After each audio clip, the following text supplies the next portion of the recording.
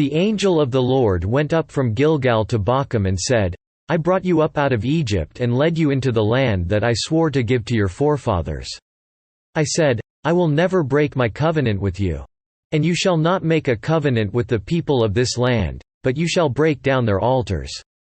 Yet you have disobeyed me. Why have you done this? Now therefore I tell you that I will not drive them out before you. They will be thorns in your sides, and their gods will be a snare to you."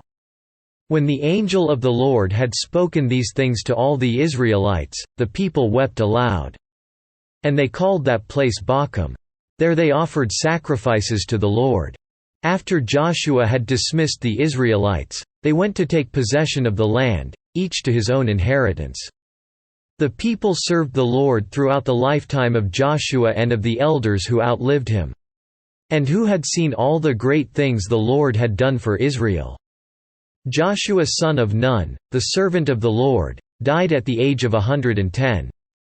And they buried him in the land of his inheritance, at Timnath-Heres in the hill country of Ephraim, north of Mount Gash.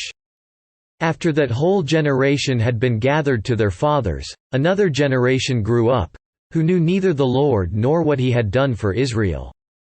Then the Israelites did evil in the eyes of the Lord and served the Baals. They forsook the Lord, the God of their fathers, who had brought them out of Egypt. They followed and worshipped various gods of the peoples around them. They provoked the Lord to anger, because they forsook him and served Baal and the Ashtoreths. In his anger against Israel the Lord handed them over to raiders who plundered them. He sold them to their enemies all around, whom they were no longer able to resist. Whenever Israel went out to fight, the hand of the Lord was against them to defeat them, just as he had sworn to them. They were in great distress. Then the Lord raised up judges, who saved them out of the hands of these raiders. Yet they would not listen to their judges but prostituted themselves to other gods and worshipped them. Unlike their fathers, they quickly turned from the way in which their fathers had walked, the way of obedience to the Lord's commands. Whenever the Lord raised up a judge for them, he was with the judge and saved them out of the hands of their enemies. As long as the judge lived, for the Lord had compassion on them as they groaned under those who oppressed and afflicted them.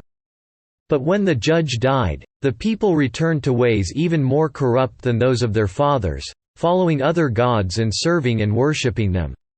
They refused to give up their evil practices and stubborn ways. Therefore the Lord was very angry with Israel and said, "Because this nation has violated the covenant that I laid down for their forefathers and has not listened to me, I will no longer drive out before them any of the nations Joshua left when he died. I will use them to test Israel and see whether they will keep the way of the Lord and walk in it as their forefathers did." The Lord had allowed those nations to remain. He did not drive them out at once by giving them into the hands of Joshua.